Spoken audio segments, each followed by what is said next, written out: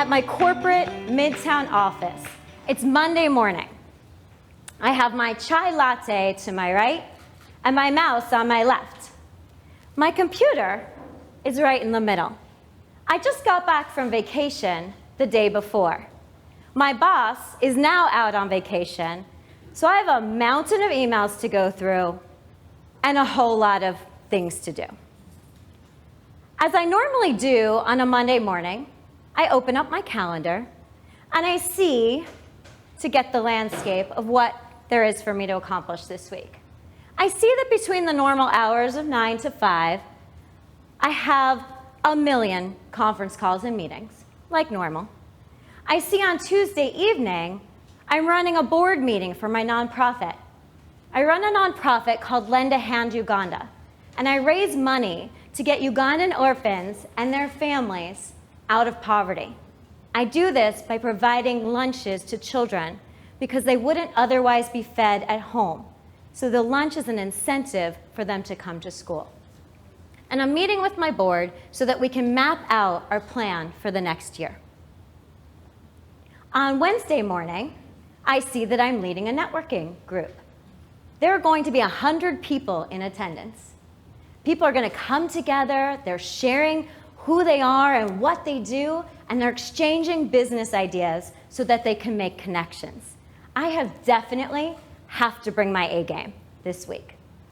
On top of all of that, I also want to make sure that I get to yoga, because I like yoga. So I want to do yoga Monday night and Wednesday night. And I see that on Thursday, I'm going out of town. I'm heading up to see my family because my niece's birthday party is Saturday. This is a normal, busy week for me. Now, people ask me all the time, how is it that you can do all the things that you do? And usually I just shrug my shoulders and I say, well, I just get shit done. So I start to dive into my emails, and I'm working furiously at my computer, and all of a sudden my phone goes off, and I see that it's a text from my niece, Lexi. Now, Lexi is about to turn 10, and she has long, red, wavy hair, and she is crazy. In my family, we call her Coco Loco. So I read the text, and it says, Aunt Amy, may I please have a chocolate llama cake with chocolate chip filling, please and thank you. And I'm like, a llama cake? Now, at one point in my career, I had been a professional baker. So I know how to make a cake, but I had never made a llama cake before. So I start researching, and I look up pictures, and at first all I could find was that purple piñata llama, right? But just really not reflective of who Lexi was. So we text back and forth, sending different ideas and pictures, and finally, we settle. She sends me a text, and she's like, can I have a no-prob llama cake? Apparently, this is an actual thing. So of course, I text back, yes, Lexi, of course, no problema. I can make you a llama cake. And I put the phone down, and I start to get that pit in the bottom of my stomach. Because I had just looked at my calendar, and I realized it is going to take me 8 hours to make this cake. Plus, I have to find time to go and shop for a whole bunch of supplies that I need. So I look at my calendar and I try to see, is there anything I can move, and I could, like, where can I create, and no. There is not enough time to get all of this shit done. I could feel the pit in my stomach just like creeping up, the shoulders just rolling in, and I'm like, I have a big problema. Now, I realize in this moment that I can either let all the shit hit the fan, or I can get shit done.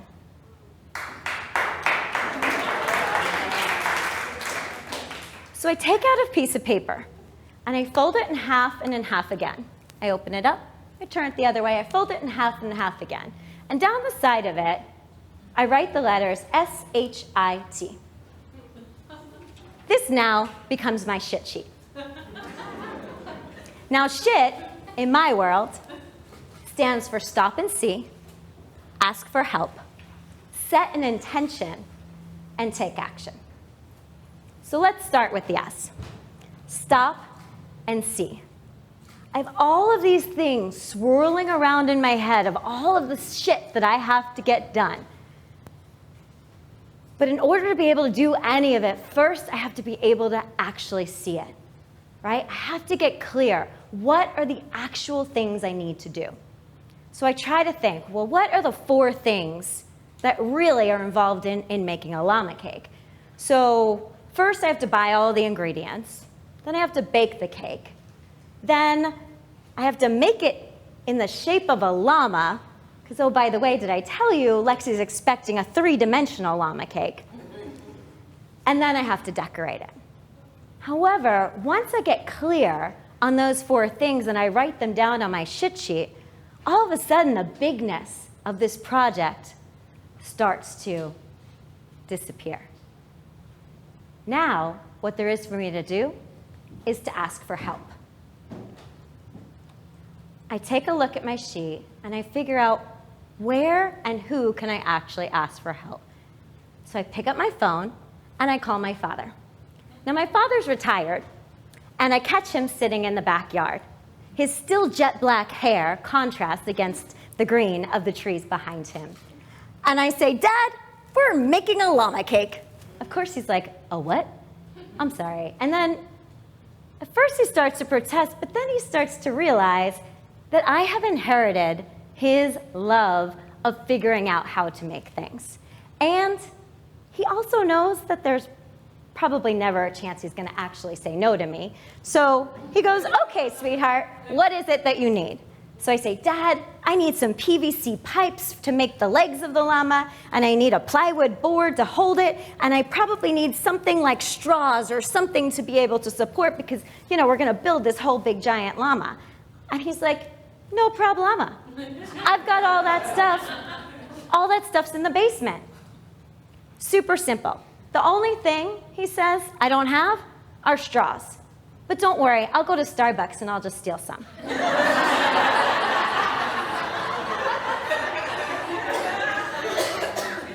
Okay, Dad, you go do that.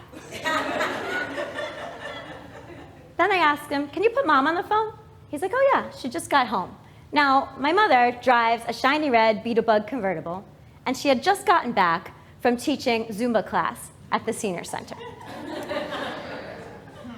And I asked her, Mom, can you go to the grocery store at some point this week and pick up all the ingredients that I need? She's like, yeah, sure, just let me know what you need. So I tell her all of the ingredients, including the fact that this cake needs 6 pounds of butter. So she's not very happy that this cake requires 6 pounds of butter, but nevertheless, she agrees. Now, in the past, I probably would have just said to myself, you know what? I'm a powerful, strong, independent woman, and I can do everything by myself. Thank you very much. But it's in that moment that I actually realize the power of asking for help.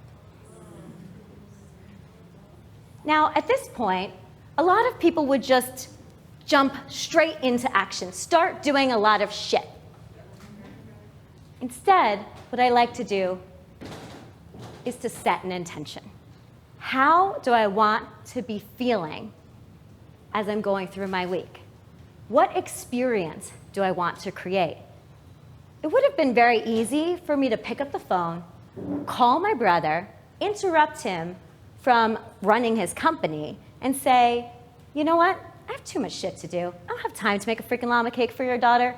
Why don't you go to the bakery, buy a cake, I will order a llama cake topper on Amazon, ship it to you, and we'll call it done.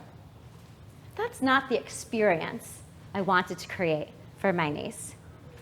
So I start to picture, and I picture her at her party. Her friends are all gathered around. She's taking that breath in to blow out her candles. And I realize that all I want her to be able to experience is feeling festive. So I write down feeling festive on my shit sheet. And inside of that, my whole entire week just flies by.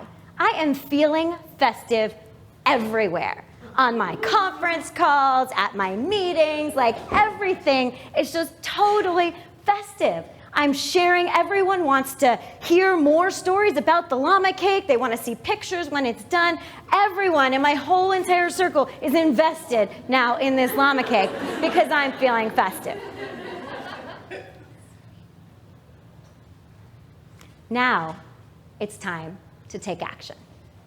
So the party is set. My brother and sister-in-law have ordered the plates that have llamas on it. They've ordered the napkins that have llamas on it. They've ordered the balloons that have llamas on it. This is a whole entire llama party. The only thing left is to make the llama cake. It's Friday morning at 7 a.m. I arranged to work remotely from my parents' house that day. I got up early so I can get the cakes in the oven and have them finished baking before my 9 a.m. conference call. I walk into the kitchen and I turn on the lights and I see that my mother has laid out all of the ingredients for me. There's measuring spoons, there's mixing bowls, there's all the things she thinks that I'm going to need to make this cake. So I get busy. I take action. I measure out the ingredients, I mix all of the batter, I put the cakes in the oven. The smell of dark chocolate starts permeating the whole entire house. Sure enough, just before my conference call begins, the cakes come out of the oven, and that smell just lingers. As my workday winds down, the caking begins. So I get to take action again, and I start layering chocolate cake and chocolate chip filling, layer by layer, building it up the length of the llama's neck. This is getting to be a very tall cake. And all of a sudden, my mother comes into the kitchen and sits down at the counter, and she says to me, you know, I've never actually seen you make a llama cake before.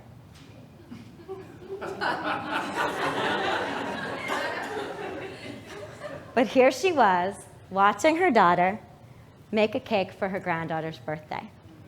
And just knowing that she was there, plus knowing that I had taken the time to stop and see, ask for help, set an intention, it became so simple to take action and finish this cake.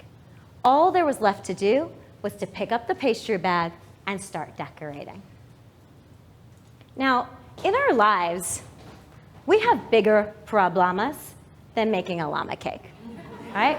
We have our careers, we have our families, we have our relationships, we have our well-being, we have our hobbies, all of the stuff, and it can be so easy to get caught up in all of the shit that there is to do.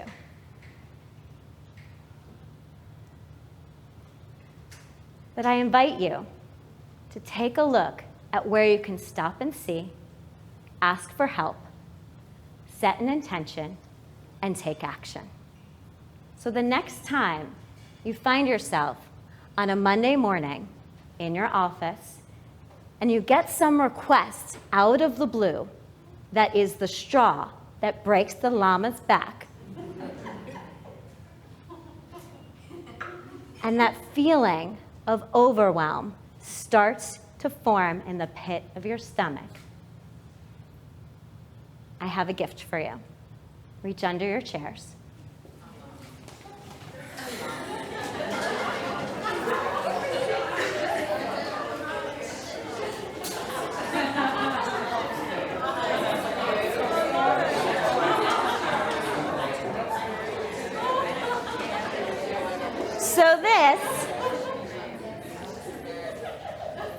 So this is your very own shit sheet.